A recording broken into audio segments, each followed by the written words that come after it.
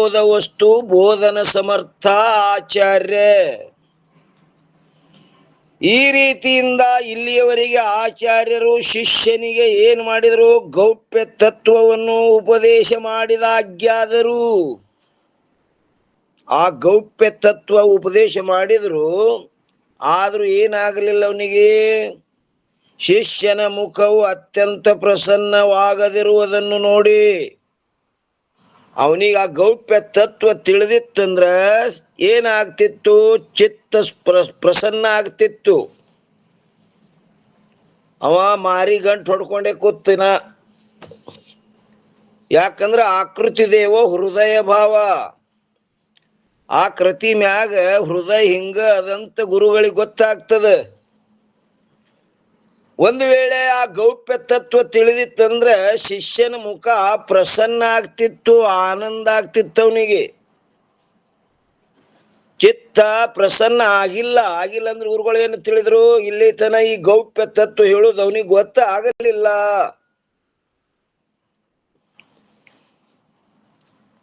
ತತ್ವವನ್ನು ಉಪದೇಶ ಮಾಡಿದಾಗ್ಯಾದರೂ ಶಿಷ್ಯನ ಮುಖವು ಅತ್ಯಂತ ಪ್ರಸನ್ನವಾಗದಿರುವುದನ್ನು ನೋಡಿ ಅದು ತಿಳಿದಿತ್ತಂದ್ರೆ ಅವನ ಮುಖ ಪ್ರಸನ್ನ ಆಗ್ತಿತ್ತು.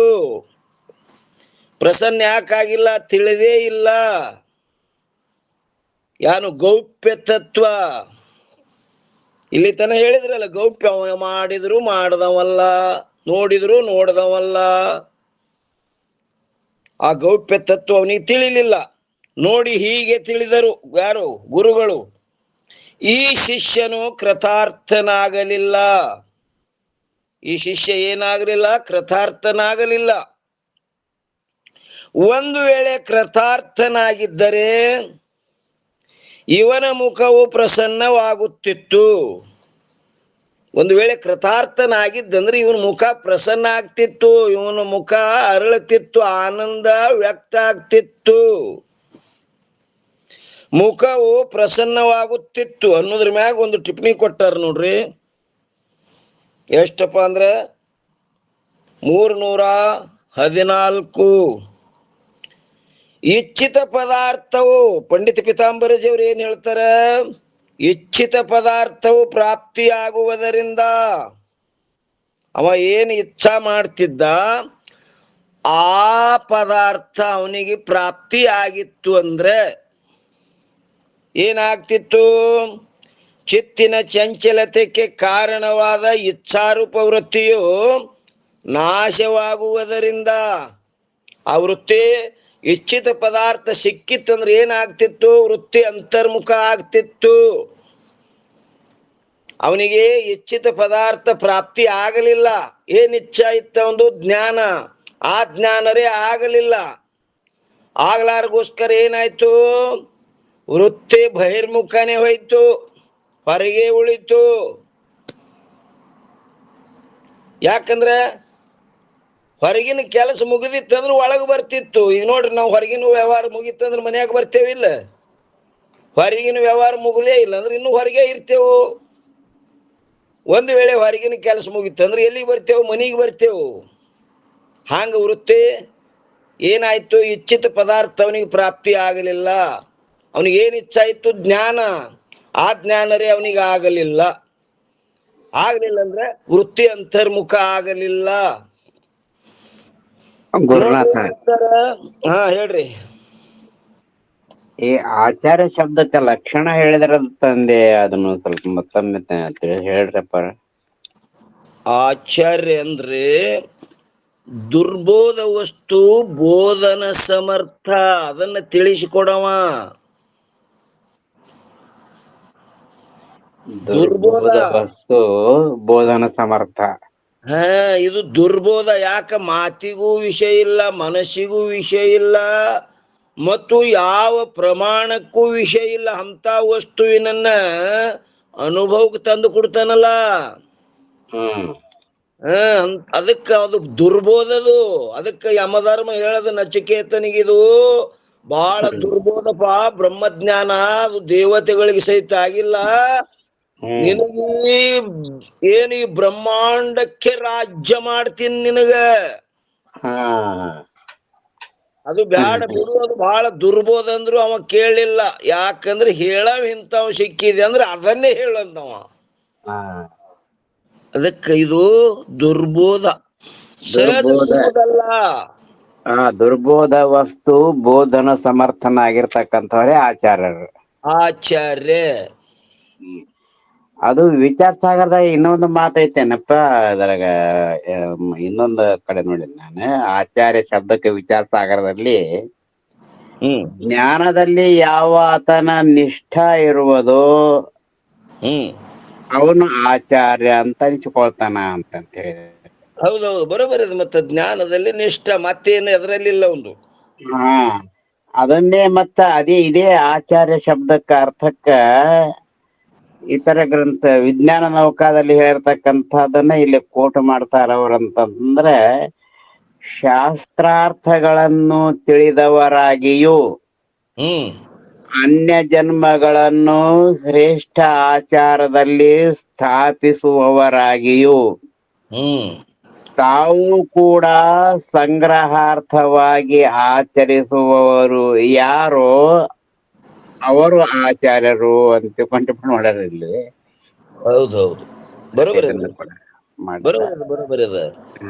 ಯಾಕಂದ್ರೆ ಇದು ತಾವು ಮತ್ತೊಮ್ಮೆ ಆ ಮಾರ್ಗದಲ್ಲಿದ್ದು ಇನ್ನುಳಿದವರನ್ನ ಆ ಮಾರ್ಗದಲ್ಲಿ ನಡೆಸುವವರು. ಬರೋಬರಿ ಅದ. ದುರ್ಬೋಧ ವಸ್ತು ಅಪ್ಪಾಜಿ ಮತ್ತೇನಂದ್ರಿ? ದುರ್ಬೋಧ ವಸ್ತು ಬೋಧನ ಸಮರ್ಥ ಆಚಾರ್ಯ. ಅದನ್ನು ಬೋಧ ಮಾಡುವ ಸಮರ್ಥದವನಲ್ಲಿ. ಇದು ಬ್ರಹ್ಮಜ್ಞಾನ ಸುಲಭ ಸಾಧ್ಯ ಅಲ್ಲ, ಕಷ್ಟ ಸಾಧ್ಯ. ಸುಮ್ಮನಾಗದು ವಿಧಿಯೊಳೊಂದದೆ ಮುಕ್ಕುತಿ. ಸುಮ್ಮನೆ ಆಗ್ತದನ್ರಿ ಅದು? ಸುಮ್ಮನೆ ಆಗೋದು ಒಂದು ಕೆಲಸ, ಏನು ಮಾಡಿಲ್ಲ ಅಂದ್ರೂ ಒಂದು ಕೆಲಸ ಆಗ್ತದ ನೋಡ್ರಿ. ಇವು ಮಾತು ನಮ್ ಬೆಳಗ್ಗೆ ಮುಂಜಾನೆ ಈ ಕಿವಿಯೊಳಗೆ ಬೀಳತಕ್ಕಂಥದ್ದು ಕೂಡ ಪುಣ್ಯವಶಾತ್ ಜನರಿಗೆ ಮಾತ್ರ ಸಾಧ್ಯ, ಅದು ಕೂಡ ಕಠಿಣವೇ ಅಂತಪ್ಪ. ಮತ್ತೆ ಇದು ಸಾಮಾನ್ಯ ಮಾತಲ್ಲಿದು, ಯಾಕೆ ಇದು ಪುಣ್ಯಾತ್ಮರಿಗೆ ಲಭ್ಯ. ಹೌದೌದು, ಇದು ಎಲ್ಲರಿಗೆ ಸುಲಭ ಸಾಧ್ಯ ಅಲ್ಲದು. ಎಲ್ಲರಿಗೆ ಆಗ್ತಿತ್ತಲ್ಲ ಇಂದ ಸುಲಭ ಇತ್ತಂದ್ರೆ. ಎಲ್ಲರಿಗೆ ಆಗ್ತಿತ್ತಪ್ಪ. ಹೌದು, ಬಹು ಸುಲಭವೋ ಪರಬ್ರಹ್ಮ ವಿದ್ಯಾ, ಗುರು ಒಲಿದ್ ಹೇಳದಿರಲದು ಆ ಬ್ರಹ್ಮನಿಗೂ ಅಸಾಧ್ಯ. ಏನ್ರಿ? ಹೌದು ತಂದೆ, ಅದು ಗುರು ಒಲೆದ್ ಹೇಳ್ಬೇಕಲ್ಲ. ತಿಳಿಸಿಕೊಡಬೇಕು. ಇವನಿಗೂ ತಿಳಿಯುವಂತ ಶಕ್ತಿ ಪ್ರಾಪ್ತ ಆಗ್ಬೇಕು. ಇವನಿಗೂ ಕೂಡ ದಯವಿದ್ರ ಮಾತ್ರ ಪ್ರಾಪ್ತ ಆಗ್ತದ. ಎಷ್ಟು ಸಲ ಹೇಳಿದ್ರು ಕೂಡ ಅದು ಆಳ ಕೆಳಂಗೇ ಇಲ್ಲ. ಆದ್ರೂ ಇವನಲ್ಲಿ ತಿಳ್ಕೊಳ್ಳೋ ಶಕ್ತಿ ಇಲ್ಲ ಅಂದ್ರು ಗುರುಗಳು ಯುಕ್ತಿದಿಂದ ಇವನಿಗೆ ಹಾದಿಗೆ ತರ್ತಾರೆ, ಬಿಡಂಗಿಲ್ಲ, ಕೈ ಎಂದು ಬಿಡಂಗಿಲ್ಲ ಅವರು. ಗುರುನಾಥಗ ಆ ಸಮರ್ಥ ಇದೆ ಅಪ್ಪ. ಅದಕ್ಕಲ್ಲಿ ಅವ್ರಿಗೆ ಆಚಾರ್ಯರು ಅಂತ ಕರೆದ್ರು ಅವ್ರಿಗೆ. ಸರಿ, ಮುಂದುವರ್ಲಿ. ಏನ್ರಿ? ಬೋಧಿಸನ್ನಯ ಗುರುವೇ ನಿಮ್ಮಯ ದಿವ್ಯ ಪಾದವ ನಂಬಿರುವೆ. ಸರ್ಪಭೂಷಣ ಶಿವಯೋಗಿಗಳು ಹೇಳ್ತಾರೆ. ಹೌದ್ರಿ. ಏನ್ ಬೋಧ ಮಾಡ್ಬೇಕನ್ನೋದು ಶಿಷ್ಯನೇ ಗುರುವಿಗೆ ಹೇಳ್ತಾನೆ, ಇಂತಾದ ನನಗೆ ಹೇಳು. ಗುರುವಿಗೆ ಶಿಷ್ಯ ಹೇಳ್ತಾನಂದ್ರೆ ಶಿಷ್ಯ ಗೊತ್ತೈತಂತೀರೋ ಇಲ್ಲಂತೀರೋ? ಗೊತ್ತಿದ್ದರ್ನ ಅನುಭವ ಪ್ರಕಟ ಮಾಡಕ್ ಬರ್ತಪ್ಪ. ಗೊತ್ತೇ ಇರ್ಲಿಲ್ಲ ಅಂತಂದ್ರೆ ಹೆಂಗ ತಾನೇ ಹೇಳಕ್ ಸಾಧ್ಯ? ಹೇಳಿದ್ರು ಕೂಡ ತಿಳಿಯೋದ ಕಠಿಣ ಐತಿ ಅಂತಂದಾಗ ಗುರುಗಳಿಗೆ ಅದನ್ನ ಕೇಳ್ತಾನ ಅಂತಂದ್ರೆ ಮತ್ತದು ಗೊತ್ತೈತೆ ಅಂತ. ಮತ್ತೆ ಗೊತ್ತಿದ್ರು ಯಾಕೆ ಕೇಳಿದ ಅನ್ನಕ್ಕಂತ ಪ್ರಶ್ನೆ ಬರ್ತಂತಂದೆ. ಕದಕಲೆ ಕೇಳ್ರಿ, ಅದೇ ಸಂಶಯ ಹೇಳ್ರಪ್ಪ. ಗೊತ್ತಿದ್ದು ಯಾಕೆ ಕೇಳ್ತಾನಂದ್ರ ಅದು ನಿನ್ನ ಮುಖದಿಂದ ಬತ್ತಂದ್ರ ನನಗ ಪ್ರಯೋಜನಕಾರಿ ಆಗ್ತದೆ.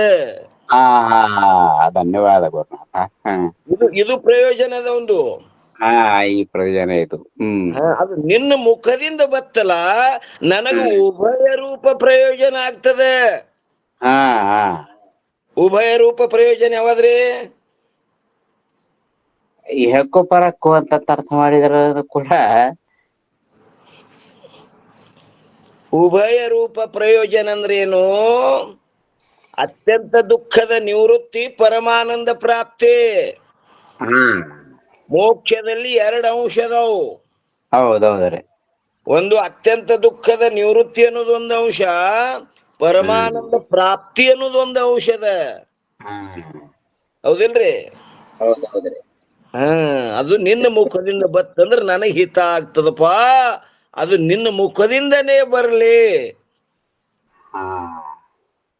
ಯಾಕಂದ್ರೆ ವೇದಾದಿಗಳು ನಾ ಶಾಲಿ ಕಲ್ತೀನಿ, ನಾನೇ ಓದಿ ತಿಳ್ಕೊತೀನಿ ಅಂದ್ರ ಶಬ್ದದ ಜ್ಞಾನ ಆಗ್ತದೆ ವಿನ ಅರ್ಥದ ಜ್ಞಾನ ಆಗುದಿಲ್ಲ. ಸಮುದ್ರ ನೀರಿನಂತೆ. ಸಮುದ್ರ ಅರ್ಥದ ನೀರಿನಂತೆ ಜ್ಞಾನ ಆಗ್ಬೇಕಾದ್ರೆ ಅದು ಗುರುಮುಖದಿಂದೇ ಬರ್ಬೇಕದು. ಹೌದು ತಂದೆ. ಎಲ್ಲಿ ನೋಡ್ಲಕತ್ತಿದ್ದೇವ್ರಿ ನಾವು?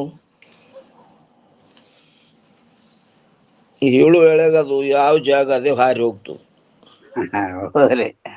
ಮರಿವತ್ತ 314 ಟಿಪ್ಪಣಿ ನೋಡ್ಲಕತ್ತಿದ್ದೇವ್ ನೋಡ್ರಿ. ಇಚ್ಛಿತ ಪದಾರ್ಥವು ಪ್ರಾಪ್ತಿಯಾಗುವುದರಿಂದ ಚಿತ್ತಿನ ಚಂಚಲತೆಗೆ ಕಾರಣವಾದ ಇಚ್ಛಾರೂಪ ವೃತ್ತಿಯು ನಾಶವಾಗುವುದರಿಂದ ಸ್ಥಿರವಾದ ದರ್ಪಣದಂತೆ, ದರ್ಪಣ ಎದುರಿಗಿತ್ತಂದ್ರೆ ಅಲ್ಲಿ ಪ್ರತಿಬಿಂಬ ಬೀಳ್ತದ. ಮನಿ ಹೊರಗೆ ಕನ್ನಡಿ ಇತ್ತಂದ್ರ ಪ್ರತಿಬಿಂಬ ಬೀಳ್ತದೇನ್ರಿ? ಬೀಳಂಗಿಲ್ಲಪ್ಪ ಅವ್ರಿ. ಎದುರಿಗೆ ಹಿಡ್ಕೊಂಡಪ್ಪ ಅಂದ್ರ ಏನಾಗ್ತದ? ಆ ದರ್ಪಣದಲ್ಲಿ ಪ್ರತಿಬಿಂಬ ಬೀಳ್ತದ ಮುಖದ್ದು.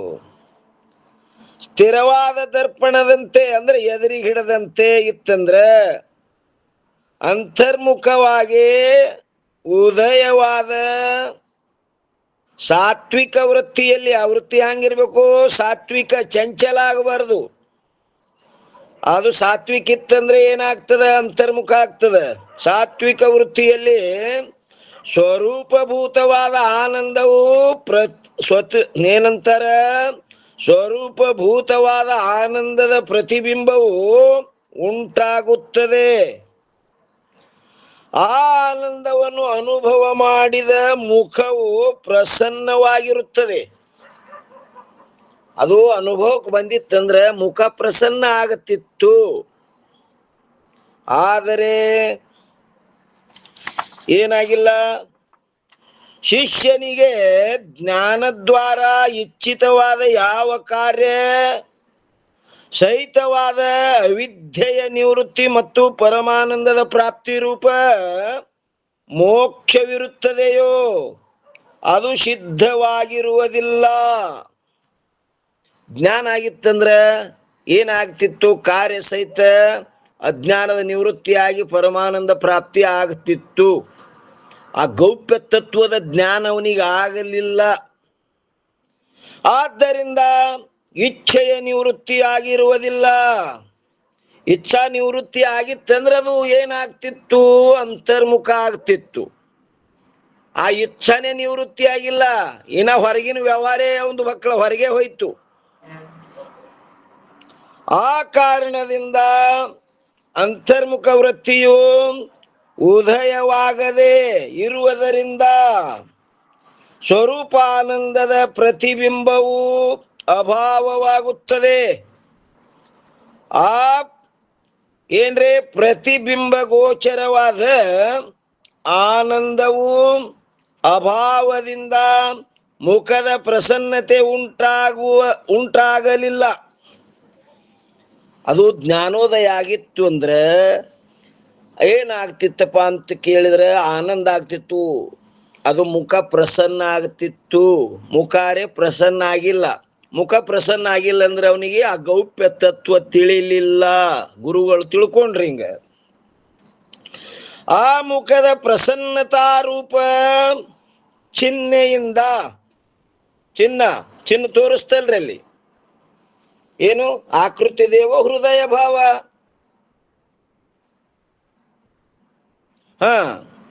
ಇಷ್ಟ ವಸ್ತುವಿನ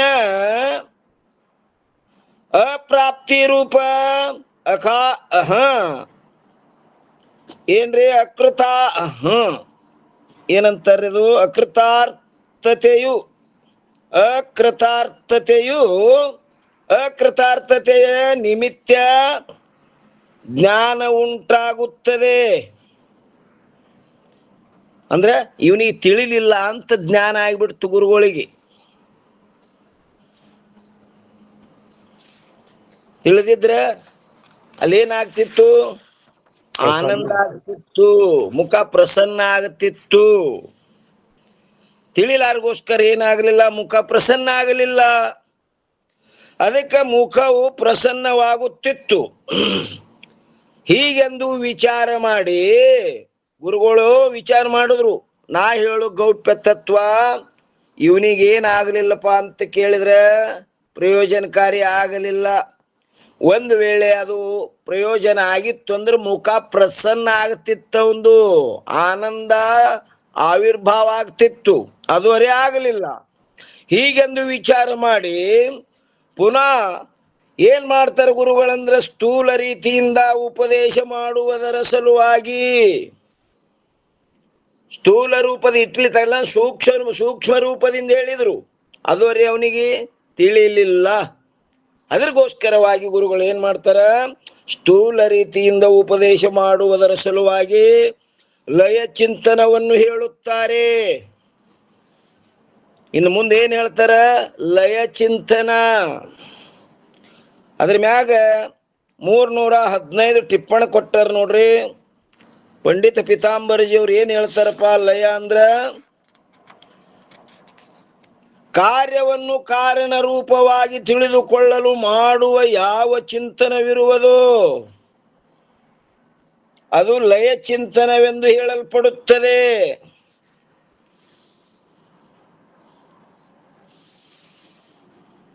ಲಯ ಅಂದ್ರೆ ಏನ್ರಿ?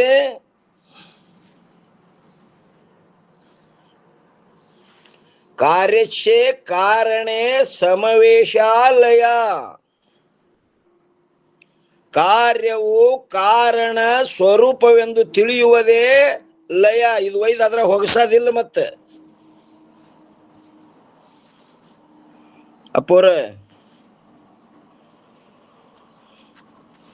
ಕಾರ್ಯ ಕಾರಣ ಸ್ವರೂಪ ಅಂತ ತಿಳಿಯುವುದೇ ಲಯ.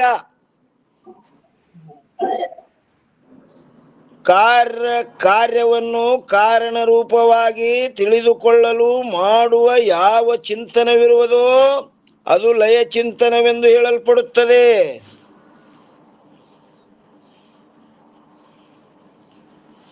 ಟಿಪ್ಪಣಿ ಇಷ್ಟ ಆದ್ರೆ ಅದು ಹೆಚ್ಚಿಲ್ಲ. ಅದು ಹೇಳ್ತಾರೆ ಮುಂದೆ ವಿಸ್ತಾರವಾಗಿ ಅಲ್ಲಿನ ದೂಹದೊಳಗ ಅದ್ರ ಅರ್ಥ ಟೀಕಾದೊಳಗೆ ಹೇಳೋರು ಅದಾರ.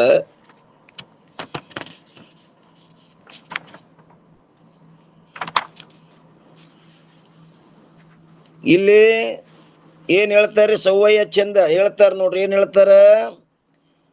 ಮಾಟಿ ಕೋ ಕಾರಜ ಘಟ. ಮಾಟಿ ಅಂದ್ರೆ ಮಣ್ಣ. माटी को कारज घट जैसे माटी ताके भायर माही जलते ಏನ್ರಿ ಪೈನ ತರಂಗ ಬುದ್ಬುದಾ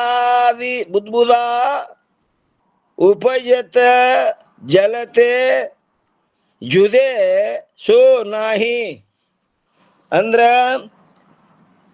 ಏನಂತಾರ ನೋಡ್ರಿ, ಘಟವು ಮಾಟಿಕೋ ಅಂದ್ರ ಎದರದು ಮಣ್ಣಿನ ಕಾರ್ಯವಾಗಿದ್ದು. ಘಟ ಎದರ ಕಾರ್ಯ ರೀ?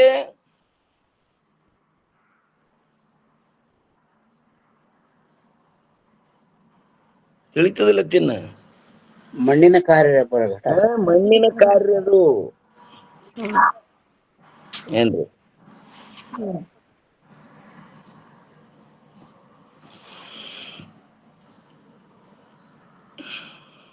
ನೋಡ್ರಿ ಏನಂತಾರೆ, ಘಟವು ಮಣ್ಣಿನ ಕಾರ್ಯವಾಗಿದ್ದು ಅದರ ಒಳಗೆ ಹೊರಗೂ ಏನದಪ್ಪ ಅಂತ ಕೇಳಿದ್ರ ಮೃತ್ತಿಕೆ ತುಂಬಿರುತ್ತದೆಯೋ.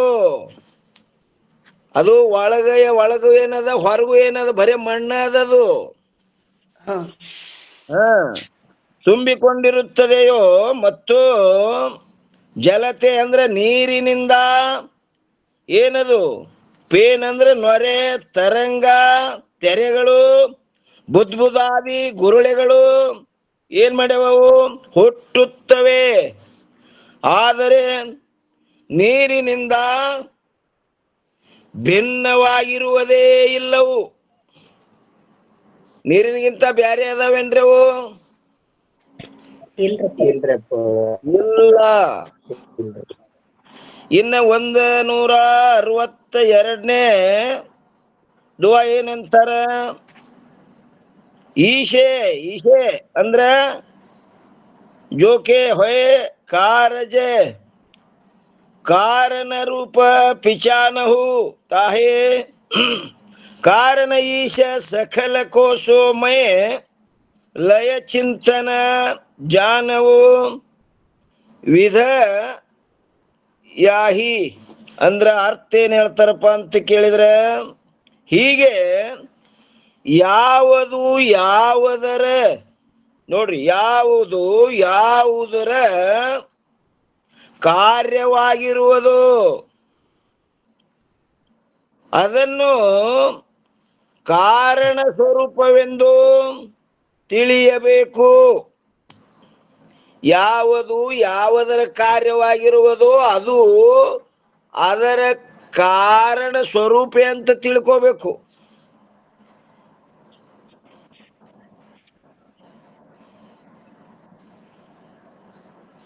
ಯಾವುದು ಯಾವುದರಿಂದ ಹುಟ್ಟುತ್ತದೋ ಅದು ಕಾರಣ ರೆಪ್ಪರೆ. ಯಾವುದು ಯಾವುದರಿಂದ ಹುಟ್ಟಿರುವುದೋ ಆ ಕಾರ್ಯವು ಆ ಕಾರಣ ಸ್ವರೂಪ. ಈಗ ಮಣ್ಣಿನಿಂದ ಘಟ ಹುಟ್ಟ್ಯದ, ಆ ಘಟ ಯಾವ್ದ್ರ ಸ್ವರೂಪ ರೀ? ಮಣ್ಣಿನ ಸ್ವರೂಪನೇ ರೆಪ್ಪರೆ. ಮಣ್ಣಿನ ಸ್ವರೂಪ. ಜಲದಿಂದ ಏನು ಪೇನ್ ಅಂದ್ರೆ ಬುರುಗ, ಬುದ್ಬುದಾದಿ ಅಂದ್ರೆ ಗುರುಳೆಗಳು, ತೆರೆಗಳು ಅವೆಲ್ಲ ತೋರ್ತಾವಂದ್ರ ಅವು ಎದರ ಸ್ವರೂಪವು? ನೀರಿನ ಸ್ವರೂಪನೇ ರೆಪ್ಪರೆ. ಜಲದ ಸ್ವರೂಪವೇ ಅವು. ಜಲಕ್ಕೆ ಬಿಟ್ಟು ಅವಕ್ಕೆ ಬೇರೆ ಇರುವಿಕೆನೇ ಇಲ್ಲ. ಅದಕ್ಕೆ ಇಲ್ಲಿ ಏನ್ ಹೇಳ್ತಾರೆ ನೋಡ್ರಿ, ಸಕಲ ಪ್ರಪಂಚಕ್ಕೆ ಈಶ್ವರನೇ ಕಾರಣನಾಗಿರುವುದರಿಂದ, ಸಕಲ ಪ್ರಪಂಚಕ್ಕೆ ಕಾರಣ ಯಾರಪ್ಪ ಅಂದ್ರೆ ಈಶ್ವರನೇ. ಅವನೇ ನಾನು ಇರುತ್ತೇನೆ ಎಂದು ಮನನ ಮಾಡಬೇಕು. ಆ ಈಶ್ವರನೇ ನಾನಿದ್ದೇನಂತ ಮನನ ಮಾಡು. ಇದುವೇ ಲಯ ಚಿಂತನದ ಏನಂತಾರೆ ರೀತಿಯಾಗಿರುವುದೆಂದು ತಿಳಿದುಕೋ. ಟೀಕಾ ಹೇಳ್ತಾರ ನೋಡ್ರಿ, ಏನ್ ಹೇಳ್ತಾರ? ಹೇಗೆಂದರೆ ಮಣ್ಣಿನ ಕಾರ್ಯಗಳ ಒಳ ಹೊರಗೆ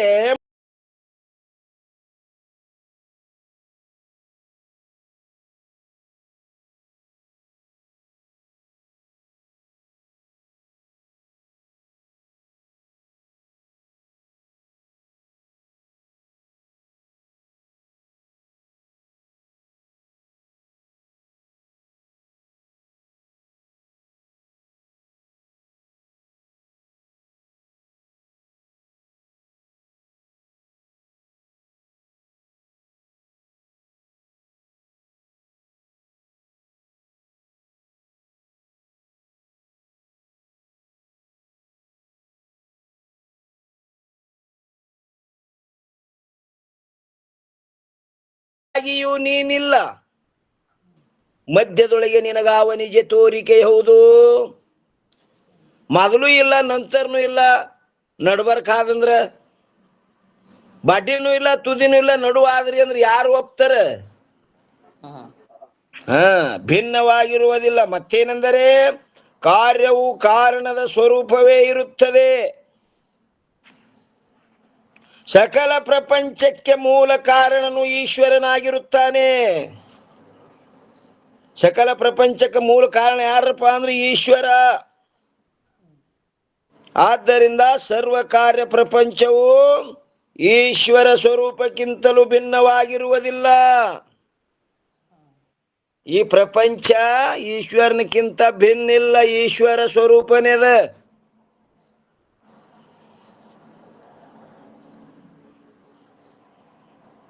ನಾವೇನೇನು ಅದಕ್ಕೊಂದು ನಾಮರೂಪ ಕೊಟ್ಟು ಏನೇನು ನಮ್ಮ ರಾಗದ್ವೇಷದಿಂದ ಅದಕ್ಕೆ ಕರ್ಲಿಗತ್ತೀವಿ. ಅದೇನದ ಈಶ್ವರದ. ಯಾಕಂದ್ರ ಎಷ್ಟೋ ಜನ ಏನ್ ಮಾಡ್ತಾರ, ಪೂಜಾ ಮಾಡ್ತಾರಿಲ್ರಿ. ಹೌದು. ಜಲ ಪಾಷಾಣ ಮೃತ ಕಾಷ್ಟ ವಾಶ್ಯ ಗುದ್ದಾಲಕಾದಯ ಈಶ್ವರ ಸರ್ವ ಏವೈತೆ ಪೂಜಿತ ಫಲದಾಯನಂ. ಅವರು ಯಾವ್ಯಾವ್ದಕ್ಕ, ಕಲ್ಲಿಗೆ ಜಲ, ಪಾಷಾಣ ಅಂದ್ರೆ ಕಲ್ಲ, ಮೃತ್ ಮಣ್ಣ, ಕಾಷ್ಟ ಅಂದ್ರೆ ಕಟ್ಟಿಗೆ, ವಾಶ್ ಬಿದಿರ, ಮನಿ ಅಡ್ಡಿಗೆ ಪೂಜೆ ಮಾಡ್ತಾರಿಲ್ರಿ. ನಡಗಂಬಿಗೆ ಒಳ್ಳ ಕಲ್ಲಿಗೆ ಪೂಜೆ ಮಾಡ್ತಾರಿಲ್ಲ, ನೀರಿಗೆ ಪೂಜೆ ಮಾಡ್ತಾರೆ, ಮಣ್ಣ ಹೊಲಕ್ಕ ಪೂಜೆ ಮಾಡ್ತಾರಿಲ್ಲ. ಅದಕ್ಕೆ ಜಲ ಪಾಷಾಣ್ ಮೃತ್ ಕಾಷ್ಠ ವಾಶ್ ಗುದ್ದಾಲಕಾದಯ ಈಶ್ವರ ಈಶ್ವರ ಅಂತ ಪೂಜೆ ಮಾಡ್ತಾರವರು. ಈಶ್ವರ ಸರ್ವ ಏವೈತೆ ಪೂಜಿತ ಫಲದಾಯನಂ. ಅಲ್ಲೆಲ್ಲ ಅವ್ರಿಗೆ ಅದೇ ಪ್ರಕಟ ಆಗಿ ಅವ್ರಿಗೆ ಫಲ ಕೊಡ್ತದದು. ಇದ್ದು ಕೊಡ್ತದೋನು ಇರ್ಲಾರ್ದೆ ಕೊಡ್ತದ್ರಿ. ಎಲ್ಲದ್ರಾಗ ಈಶ್ವರನೇ ಅದಿದೆಲ್ಲ ಏನ್ ನೋಡ್ತಿದೆಲ್ಲ ಈಶ್ವರ. ಏನಂತಾರ್ರಿ, ಸಕಲ ಪ್ರಪಂಚಕ್ಕೆ ಮೂಲ ಕಾರಣನು ಈಶ್ವರನಾಗಿರುತ್ತಾನೆ. ಆದ್ದರಿಂದ ಸರ್ವ ಕಾರ್ಯ ಪ್ರಪಂಚವು ಈಶ್ವರ ಸ್ವರೂಪಕ್ಕಿಂತಲೂ ಭಿನ್ನವಾಗಿರುವುದಿಲ್ಲ. ಮತ್ತೇನೆಂದರೆ ಸರ್ವ ಪ್ರಪಂಚದ ಸ್ವರೂಪನಾಗಿ ಈಶ್ವರನೇ ಇರುತ್ತಾನೆ. ಆ ಈಶ್ವರನೇ ನಾನು ಇರುತ್ತೇನೆ ಎಂದು ಈ ರೀತಿಯಿಂದ ಲಯ ಚಿಂತನವನ್ನು ತಿಳಿದುಕೊಂಡು ಅದರಂತೆ ನೀನು ಮಾಡು, ನೀ ಅದರಂತೆ ಮಾಡು.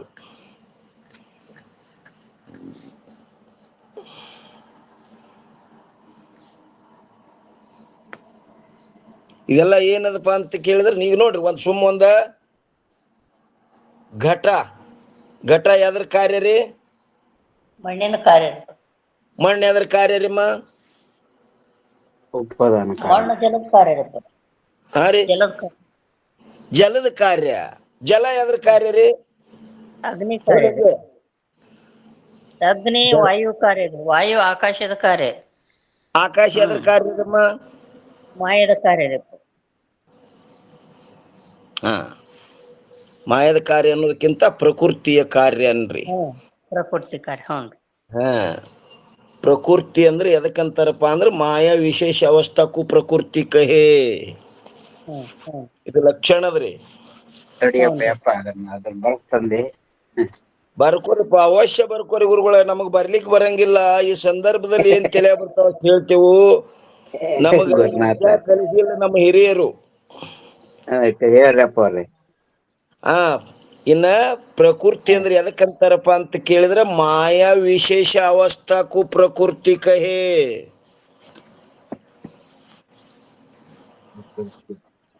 ಮಾಯಾ ವಿಶೇಷ ಅವಸ್ಥಾ ಪ್ರಕೃತಿ ಹ್ಯಾಂಗ ಅಂತಃಕರಣ ವಿಶೇಷ ಅವಸ್ಥಾಕು ಮನ ಅಂತಾರಲ್ಲ, ಹಾಂಗ ಮಾಯಾ ವಿಶೇಷ ಅವಸ್ಥಾನೇ ಪ್ರಕೃತಿ.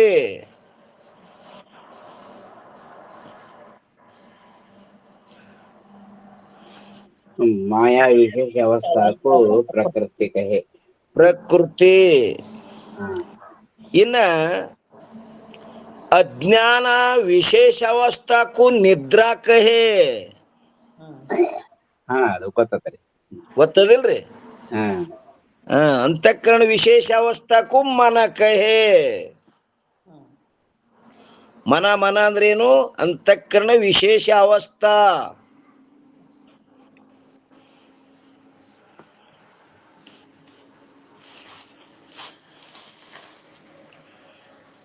ಆ ಪ್ರಕೃತಿ ಎದ್ರದಪ್ಪ ಅಂದ್ರೆ ಮಾಯಾ ವಿಶೇಷ ಅವಸ್ಥಾಕ್ಕೂ ಪ್ರಕೃತಿ. ಮಾಯಾ ಎದ್ರ ಕಾರ್ಯರಪ್ಪ? ಯಾಕಂದ್ರೆ ಕಾರಣ ಕಡೆ ಹೊಂಟಿವ್ ನಾವೀಗ. ಮೂಲ ಕಾರಣ ಮಾಯ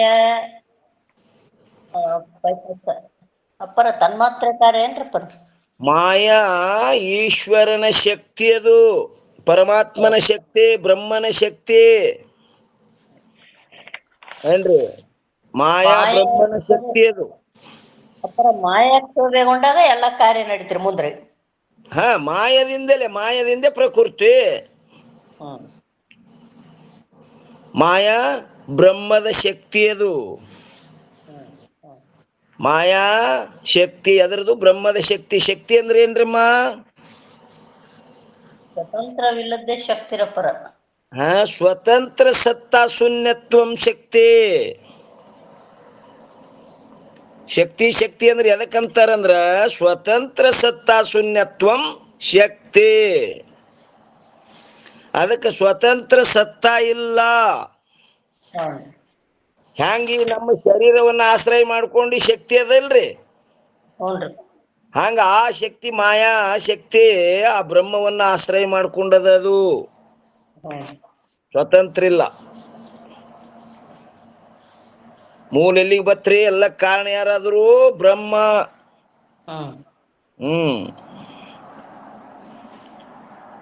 ಅದರಂತೆ ಯಾವುದರ ಕಾರ್ಯವಿರುತ್ತದೆಯೋ ಅದು ಕಾರಣ ಸ್ವರೂಪಕ್ಕಿಂತಲೂ ಭಿನ್ನವಾಗಿರುವುದಿಲ್ಲ.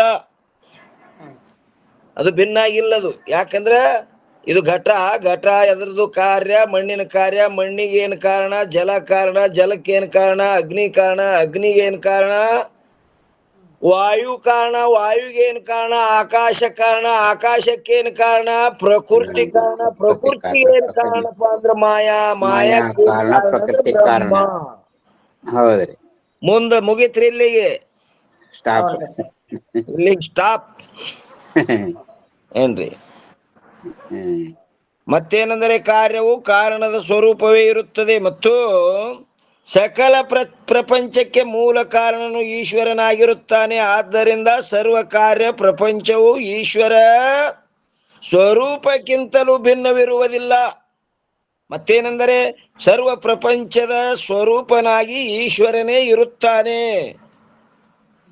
ಆ ಈಶ್ವರನೇ ನಾನು ಇರುತ್ತೇನೆ ಎಂದು ಈ ರೀತಿಯಿಂದ ಲಯ ಚಿಂತನವನ್ನು ತಿಳಿದುಕೊಂಡು ಅದರಂತೆ ನೀನು ಮಾಡು.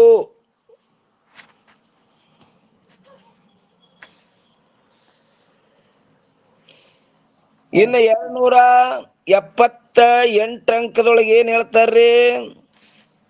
ಸರ್ವ ಸೂಕ್ಷ್ಮ ಸೃಷ್ಟಿಯ ಅಪಂಚೀಕೃತ ಭೂತ ರೂಪವಿರುವುದು. ಏನ್ ಹೇಳಿದ್ರಿ? ಸರ್ವ ಸೂಕ್ಷ್ಮ ಸೃಷ್ಟಿಯು ಅಪಂಚೀಕೃತ ಭೂತ ರೂಪವಿರುವುದು.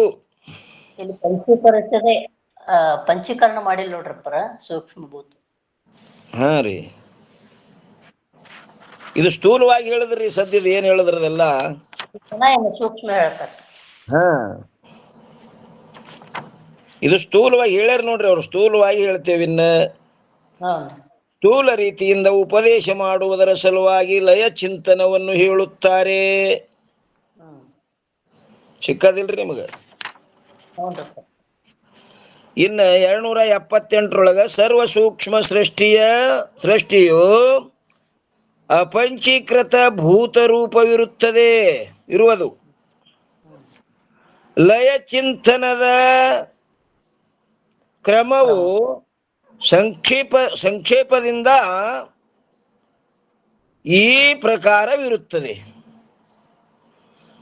ಏನ್ ಹೇಳ್ತಾರೆ? ಇನ್ನು 1ನೇ ಆಕಡ ಸ್ಥೂಲ ಬ್ರಹ್ಮಾಂಡವೆಲ್ಲವೂ ಪಂಚೀಕೃತಗಳ ಕಾರ್ಯವಿರುತ್ತದೆ. ಏನ್ ಹೇಳಿದ್ರು? ಸ್ಥೂಲ ಬ್ರಹ್ಮಾಂಡವೆಲ್ಲವೂ ಪಂಚೀಕೃತಗಳ ಏನಂದ್ರೆ ಕಾರ್ಯಗಳಿರುತ್ತವೆ. ಅಲ್ಲಿ ಯಾವುದಂದ್ರೆ ಪೃಥ್ವಿಯು ಕಾರ್ಯವಿರುವುದು. ಅದು ಪೃಥ್ವಿ ಸ್ವರೂಪವಿರುವುದು. ಪೃಥ್ವಿ ಕಾರ್ಯವದು. ಘಟ ಅದ್ಯಾದ್ರ ಸ್ವರೂಪ ಅಂದ್ರೆ ಪೃಥ್ವಿ ಸ್ವರೂಪನೇ. ಮತ್ತು ಜಲದ ಕಾರ್ಯವು ಜಲ ಸ್ವರೂಪವಿರುವುದು. ಜಲದ ಏನ್ರಿ ಜಲದ ಕಾರ್ಯವದು ಪೃಥ್ವಿ. ಅದೇನದ ಜಲದ ಸ್ವರೂಪ ಅದದು. ಜಲದ ಕಾರ್ಯವು ಜಲ ಸ್ವರೂಪವಿರುವುದು. ಈ ರೀತಿಯಿಂದ ಯಾವ ಭೂತಗಳ ಯಾವ ಕಾರ್ಯವಿರುವುದು ಏನಂತಾರೆ? ಈ ರೀತಿಯಿಂದ ಯಾವ ಭೂತಗಳ ಯಾವ ಕಾರ್ಯವಿರುವವೋ ಅವುಗಳ ಸ್ವರೂಪವೇ ಇರುತ್ತವೆ. ಹಂಗೆ ಮುಂದಕ್ಕೆ ಹೋರಿ ಅಂತ ಹೇಳಿದ್ರಪ್ಪರ. ಮತ್ತ ಜಲದ ಕಾರಣ ಏನು? ಅಗ್ನಿ ಅದಲ್ಲ, ಅದು ಜಲ ಅಗ್ನಿ ಸ್ವರೂಪನೇ ಅದ್ರಿ. ಅಗ್ನಿ ವಾಯುವಿನ ಕಾರ್ಯ ಅದಂದ್ರ ವಾಯು ಸ್ವರೂಪನೇ ಅದ ಅಗ್ನಿ. ಅಗ್ನಿ ವಾಯು ಸ್ವರೂಪನೇ ಅದ. ಇನ್ನು ವಾಯು ಆಕಾಶದ ಕಾರ್ಯ ಅಂದ್ರೆ ಆಕಾಶ ಸ್ವರೂಪನೇ ಅದಂತ ತಿಳ್ಕೊರಿ. ಹಂಗೆ ತಿಳ್ಕೊತೋರಿ. ಆಕಾಶ ಪ್ರಕೃತಿ ಸ್ವರೂಪ, ಪ್ರಕೃತಿ ಮಾಯಾ ಸ್ವರೂಪ, ಮಾಯಾ ಬ್ರಹ್ಮ ಸ್ವರೂಪ. ಆ ಬ್ರಹ್ಮನೇ ನಾನಿದ್ದೇನೆ. ಯಾಕಂದ್ರ ನನ್ನ ಲಕ್ಷಣ ಬ್ರಹ್ಮನ ಲಕ್ಷಣ ಒಂದೇ ಅದಾವ. ನಾನು ಸಚ್ಚಿದಾನಂದ ಅದೀನಿ, ಅವನು ಸಚ್ಚಿದಾನಂದ ಅದನ. ಲಕ್ಷಣ ಸಮನ್ವಯ ಆದ್ರಪ್ಪರ. ಲಕ್ಷಣ ಸಾಮ್ಯ ಅಭೇದ. ಬ್ರಹ್ಮ ಸಚ್ಚಿದಾನಂದ ಅದನಿಲ್ರಿ? ಸತ್ತು ಚಿತ್ತ ಆನಂದ ಸ್ವರೂಪನೇ ಅದ. ಹಂಗದನ್ ಹೇಳ್ರಮ್ಮ. ಸದ್ರೂಪತ್ವ ಯಾವಾಗಲೂ ಯಾವುದರಿಂದ ಬಾಧೆ ಹೊಂದದ್ದು ಸದ್ರೂಪ ಸ್ವರೂಪನೇ ಅದನ್ರಿಪ್ಪರ. ಅಲುಪ್ತ ಪ್ರಕಾಶವೇ ಯಾವ ಕಾಲಕ್ಕೂ ಲುಪ್ತ ಆಗದೆ ಇರುವುದೇ ಚಿತ್ತ ಚೈತನ್ಯ ಸ್ವರೂಪನೇ ಚಿತ್ ಸ್ವರೂಪ್ರಿಪ್ಪರ. ಪರಮ ಪ್ರೇಮಾಸ್ಪದ ರೂಪ ಯಾವಾಗಲೂ ಆನಂದ ಸ್ವರೂಪ ಸುಖ ಸ್ವರೂಪನೇ ಇರುವುದು ಆನಂದ ಸ್ವರೂಪ್ರಿಪ್ಪರ. ಇನ್ನು ನಿತ್ಯ ಅಂದ್ರೆ ನೋಡ್ರಿಪ್ಪ, ಶಾಶ್ವತಂ ನಿತ್ಯರಿಪ್ಪರ. ಯಾವಾಗಲೂ 4 ಅಭಾವಗಳಿಗೆ ಅತೀತವಾದದ್ದು ನಿತ್ಯ ಸ್ವರೂಪದನ್ನು. ಇನ್ನು ಪೂರ್ಣ ಅಂದ್ರೆ ದೇಶ ಕಾಲ ವಸ್ತುಗಳಿಂದ ಪರಿಚ್ಛೇದ ರಹಿತ. ಎಲ್ಲಾ ದೇಶ ಎಲ್ಲಾ ಕಾಲದಲ್ಲಿ ಅದನ್ರಿಪ್ಪರ ಪೂರ್ಣದನ್ನು. ಅವು ಶಾಸ್ತ್ರಿ ಭಾಷೆ ಅದುರಿಮ್ಮ, ಇಲ್ಲಿ ಅನುಭವಕ್ಕೆ ಬರುವಂಗ ಹೇಳ್ರಿ. ಈಗ ಅಪ್ಪರ ಸತ್ತು ಅಂದ್ರೆ ಯಾವಾಗ ಹಿಂದೂ ಅದನ್ರಿ, ಈಗೂ ಅದನ್ನ ಮುಂದೂ ಇರ್ತಾನರಿ. ಜಾಗ್ರ ಸ್ವಪ್ನ ಇದು ಬೇಕು, ಬರೋಬರ್ ಅದ. ಇರ್ತಾನ್ರಿಪ್ಪರ, 3 ಕಾಲದಲ್ಲಿ ಇರ್ತಾನ. ಇನ್ನ ಎಲ್ಲವನ್ನು ಅರಿತ ನೋಡ್ರಿಪ್ಪರ. ಹಿಂದಿಂದು ಈಗಿಂದು 3 ಅವಸ್ಥೆಗಳನ್ನು ಅರಿತಾನ್ರಿ. ಮತ್ತೆ ಯಾವಾಗ್ಲೂ ಅದಾನ, ಇದು ಯಾವಾಗ್ಲೂ ಸುಖ ಸ್ವರೂಪನೇ ಅದಾನ. ತನಗ್ ಬಿಟ್ಟು ತನಗಿಂತ ಪ್ರಿಯಾದ ವಸ್ತು ಇಲ್ಲ. ಯಾಕೆ? ಹಿಂದೂ ತನ್ನ ಸುಖ ತಾನು ಯಾವಾಗ್ಲೂ ಸುಖ ಸ್ವರೂಪನೇ ಅದನ್ರಿಪ್ಪರ. ಅಂದ್ರ ಸಚ್ಚಿದಾನಂದ ಬ್ರಹ್ಮ ಹೆಂಗ ಅದನಪ್ಪ ಅಂತ ಕೇಳಿದ್ರೆ ಸೃಷ್ಟಿಕ್ಕಿಂತ ಪೂರ್ವದಲ್ಲಿ ಅದಾನಿಲ್ರಿ? ಹ್ಞೂನ್ರಿಪ್ಪರ. ಆ ಸೃಷ್ಟಿ ಆದ ಬಳಿಕ ಅದಾನೋ ಏನೋ? ಸೃಷ್ಟಿ ಕೂಡ ಅವನು ಅದ್ರ ಕೂಡ ಕೂಡ್ಕೊಂಡು ಸೃಷ್ಟಿಯೊಳಗೂ ಅದನ್ರಿಪ್ಪರ. ಆ ಸೃಷ್ಟಿ ಒಳಗ್ನು ಅದಾನ, ಕೂಡ್ಕೊಂಡ್ರು ಅದಾನವ. ಸೃಷ್ಟಿಗಿಂತ ಪೂರ್ವದಲ್ಲಿ ಅದಾನ, ಸೃಷ್ಟಿ ಆದ ಬಳಿಕ ಅದಾನ, ಸೃಷ್ಟಿ ಪ್ರಳಯ ಆದ್ರೂ ಸಹಿತವ ಇರ್ತಾನ. ಅದಕ್ಕೆ ಸತ್ ಮತ್ತ ಸೃಷ್ಟಿಯನ್ನ ತಿಳಿತಾನಿಲ್ರಿ? ಉತ್ಪತ್ತಿ ಸ್ಥಿತಿ ಲಯಗಳನ್ನ ತಿಳಿತಾನ. ಆ 3 ತಿಳಿಯುವುದರಿಂದ ಅವ ಚಿತ್ತ ಏನ್ರಿ. ಮತ್ತು ಆನಂದ 3 ಕಾಲದಲ್ಲಿ ಅದನ, 3 ಕಾಲವನ್ನು ತಿಳಿತಾನಂದ ಬಳಿಕ ಆನಂದ ಸ್ವರೂಪದನ. ಇದು ಬ್ರಹ್ಮಂದಾಯ್ತ್ರಿ. ಇನ್ನು ಜೀವಂದ್ರಮ್ಮ, ಜೀವಂದೊಪ್ಪರ ಈ ದೇಹ ಹುಟ್ಟು ಪೂರ್ವದಲ್ಲಿನೂ ಇದ್ದದ್ದೇರಿ, ದೇಹ ಇದ್ದಾಗೂ ಇದ್ದದ್ದೇರಿ, ದೇಹ ಲೈಫ್ ಹೋದ್ರೂ ಇದು ಇರುದೇರಿಪ್ಪರ. ಜೀವನ್ ಬಗ್ಗೆ ಹೇಳ್ಬೇಕಾದ್ರ ಜಾಗ್ರವನ್ನು ಅರಿತಾನ, ಸ್ವಪ್ನವನ್ನು ಅರಿತಾನ, ಸುಪ್ತಿಯನ್ನು ಅರಿತಾನ. 3 ಕಾಲದಲ್ಲಿ ಇರ್ತಾನ ಸತ್ತ, 3 ಕಾಲವನ್ನು ತಿಳಿತಾನ ಚಿತ್ತ. ತಿಳಿತಾನಿಲ್ರಿ 3 ಕಾಲಗಳು? ಜಾಗ್ರವನ್ನು ತಿಳಿತಾನ, ಸ್ವಪ್ನವನ್ನು ತಿಳಿತಾನ, ಸುಪ್ತಿಯನ್ನು ತಿಳಿತಾನ. ಅದಕ್ಕೆ ಚಿತ್ತ. ಮತ್ತು ಪರಮ ಪ್ರೇಮಕ್ಕೆ ವಿಷಯ ಆದುದರಿಂದ ಆನಂದ. ಹೆಚ್ಚಿನ ಪ್ರೀತಿಗೆ ವಿಷಯ ಆಗ್ತಾನಿಲ್ರಿ? ವಿತ್ತಾತ್ ಪುತ್ರ ಪ್ರಿಯ, ಪುತ್ರಾತ್ ಪಿಂಡ ಪ್ರಿಯ, ಪಿಂಡಾತ್ ಇಂದ್ರಿಯ ಪ್ರಿಯ, ಇಂದ್ರಿಯಾತ್ ಪ್ರಾಣ ಪ್ರಿಯ, ಪ್ರಾಣಾದಾತ್ಮನ ಪರಮ ಪ್ರಿಯ. ಅದಕ್ಕ ಇವನು ಸಚ್ಚಿದಾನಂದದನ, ಮೂರು ಕಾಲದಲ್ಲಿ ಇರ್ತಾನ. ಸತ್ ಜಾಗ್ರ ಸ್ವಪ್ನ ಸುಪ್ತಿ ತೋಳದ ಇವನಿಗಿಲ್ಲಿ. ಯಾರಿಗೆ ಜೀವನನ್ನು ಹೇಳುವಾಗ ಜಾಗ್ರ ಸ್ವಪ್ನ ಸುಪ್ತಿ ಹೇಳುವುದಿಲ್ಲ. ಅವನಿಗೆ ಆ ಮೂರು ಕಾಲದಲ್ಲಿ ಇರೋದರಿಂದ ಸತ್ತ, ಆ ಮೂರು ಕಾಲವನ್ನು ತಿಳಿಯುವುದರಿಂದ ಚಿತ್ತ, ಮತ್ತು ಪರಮ ಪ್ರೇಮಕ್ಕೆ ವಿಷಯವಾಗಿರುವುದರಿಂದ ಆನಂದ. ಇವನು ಸಚ್ಚಿದಾನಂದದನ, ಅವನು ಸಚ್ಚಿದಾನಂದದನ. ಲಕ್ಷಣ ಸೌಮ್ಯ ಅಭೇದ ಅನುಭವಕ್ಕೆ ಬರ್ತದಿಲ್ರಿ. ಅಪ್ಪರ ಅಲ್ಲಿ ಸಮಷ್ಟಿ ತಗೊಂಡಾಗ ಸೃಷ್ಟಿ ಸ್ಥಿತಿ ಲಯ ತಗೋಬೇಕ್ರಿ. ಇಲ್ಲಿ ವ್ಯಷ್ಟಿ ತಗೊಂಡಾಗ ಸ್ಥೂಲ ಸೂಕ್ಷ್ಮ ಇದು ಜಾಗ್ರ ಸ್ವಪ್ನ ಸುಪ್ತಿ. ಯಾಕ ಅದು ಬ್ರಹ್ಮಾಂಡಕ್ಕೆ ಅಧಿಷ್ಠಾನವಾದ್ದರಿಂದ ಬ್ರಹ್ಮ ಅಂತ ಹೇಳ್ಯದ. ಇದು ಪಿಂಡಾಂಡಕ್ಕೆ ಅಧಿಷ್ಠಾನವಾದ್ದರಿಂದ ಆತ್ಮ ಅಂತ ಹೇಳ್ಯದ. ಆತ್ಮ ಬ್ರಹ್ಮ ಸ್ವರೂಪನೇ ಅದ. ಹಿಂಗ್ ತಿಳ್ಕೊಳ್ಳೋದ್ರಿ. ಏನ್ ವಾಯ ಹೊರಗೆ ಹೋಗ್ತದ್ರಿ ನಾವು ಹೇಳುದು. ನಮಗ್ ಅಂತೀವ್ರಪ್ಪರ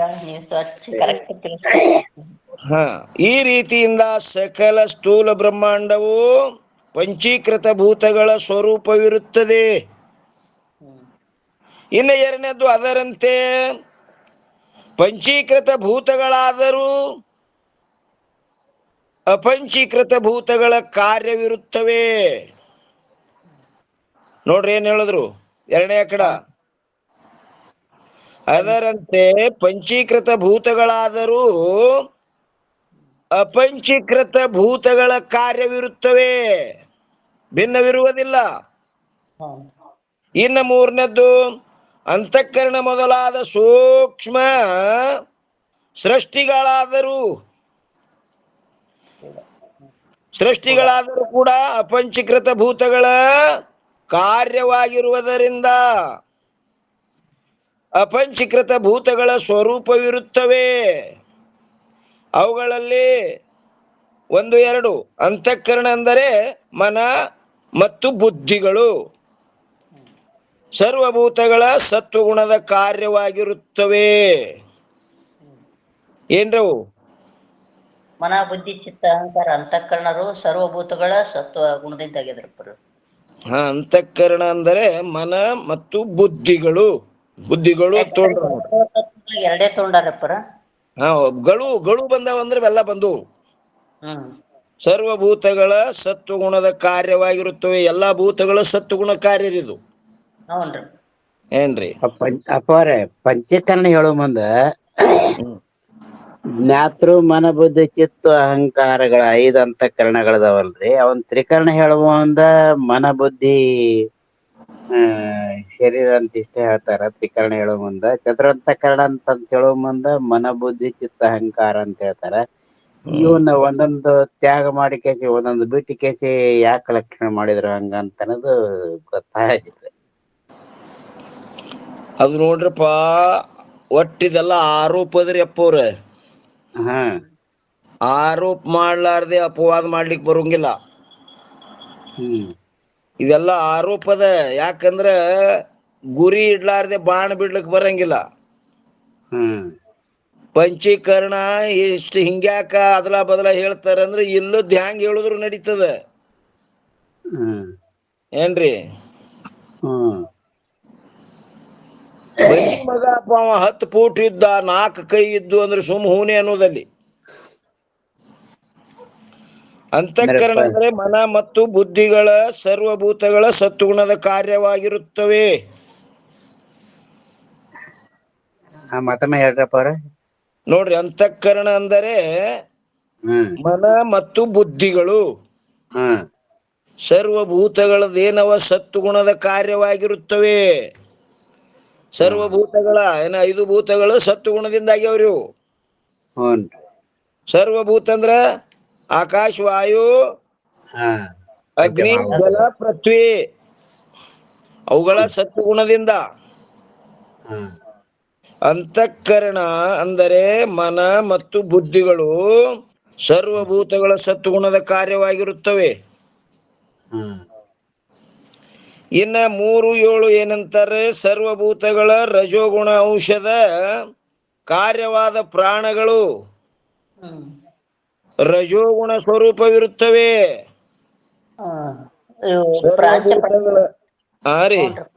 ಪಂಚಪ್ರಾಣಗಳ ಸರ್ವಭೂತಗಳ ರಜೋಗುಣದ ಅಂಶ ಇದು. ರಜೋಗುಣದ ಅಂಶದವ್ ನೋಡ್ರಿ. ಸರ್ವಭೂತಗಳ ರಜೋಗುಣದ ಅಂಶದ ಕಾರ್ಯವಾದ ಪ್ರಾಣಗಳು ರಜೋಗುಣ ಸ್ವರೂಪವೇ ಇರುತ್ತವೆ. ಅಂದ್ರೆ ಪ್ರಕೃತಿ ಸ್ವರೂಪ ಒಪ್ಪಸವ್ರ ಇವಕ್ಕ ಒಟ್ಟ.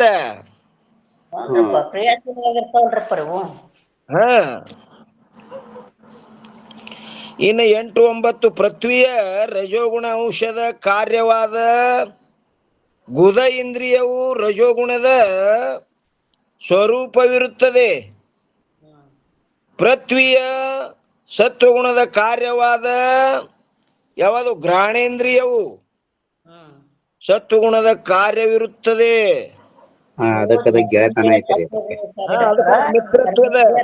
ಮಿತ್ರತ್ವದ ಗೆಳೆತನ. ಇನ್ನ 10, 11 ಅದರಂತೆ ರಸನ ಮತ್ತು ಉಪಸ್ಥ. ಮೂತ್ರನ ಅದು ನೀರ, ನಾಲಿಗೆ ಒಳಗ್ ಬರ್ತಕ್ಕಂಥದ್ದು ಅದು ನೀರ, ಅದು ರಸನ, ಇದು ರಸನ. ಒಂದು ಗ್ರಹಣ ಮಾಡ್ತದ, ಒಂದ್ ತ್ಯಾಗ ಮಾಡ್ತದ. ರಸನ ಏನ್ ಮಾಡ್ತದ? ಗ್ರಹಣ ಮಾಡ್ತದ. ಉಪಸ್ಥ ಅದನ್ನ ಮೂತ್ರ ಹೊರಗೆ ಹಾಕ್ತದ. ಕಾಲಿಗೆ ಅವಕ್ ಮಿತ್ರತ್ವದವು. ಉಪಸ್ಥ ಇಂದ್ರಿಯಗಳು ಜಲದ ಸತ್ವಗುಣ ರಜೋಗುಣ ಏನ್ರಿ? ಸತ್ವ ಗುಣ ರಜೋಗುಣ ಸ್ವರೂಪವಿರುತ್ತವೆ. ಯಾವಾದ್ರಿ? ರಸನ ಅಂದ್ರೆ ಜುವ. ರಸನ ಅಂದ್ರೆ ಶರ್ಬತ್ ಅಲ್ರಿ ಇಲ್ಲಿ.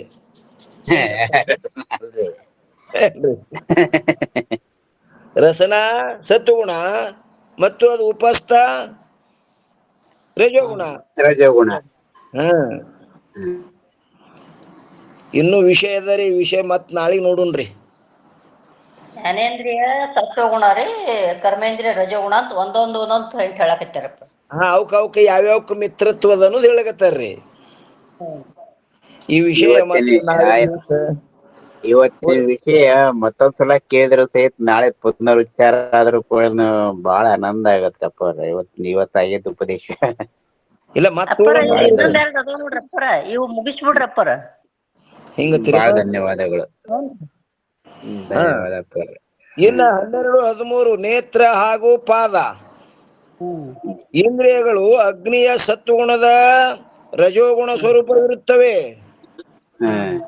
ಇನ್ನು 14, 15 ಯಾವುದು? ತ್ವಕ್ಕ ಮತ್ತು ಪಾಣಿ. ಅವಕ್ಕ ಮಿತ್ರ ಚರ್ಮ ಮಾಡ್ತಾವು.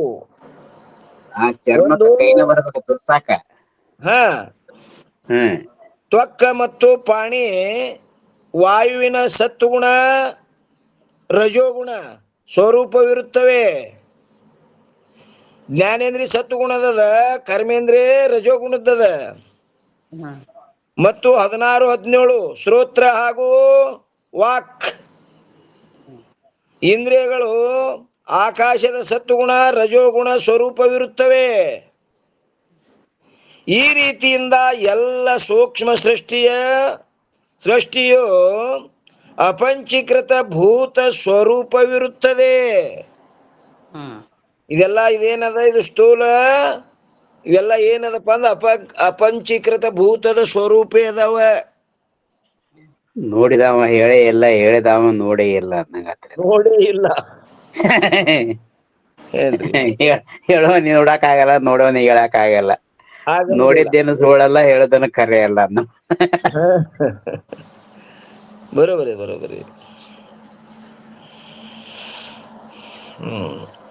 ಇಲ್ಲಿಯ ಪರ್ಯಂತರ ಸದ್ಗುರುಗಳ ಕೃಪಾಶೀರ್ವಾದದಿಂದ ನಡೆದು ಬಂದ ವಿಷಯ ಈ ವಾಗ್ರೂಪ ಸೇವೆಯನ್ನು ಗುರುಪಾದದಲ್ಲಿ ಅರ್ಪಿಸಿ ಇವತ್ತಿನ ವಿಷಯಕ್ಕೆ ಮಂಗಲ ಹೇಳುಂಟು. ಸದ್ಗುರುನಾಥ ಮಹಾರಾಜ್ ಕಿ ಜೈ.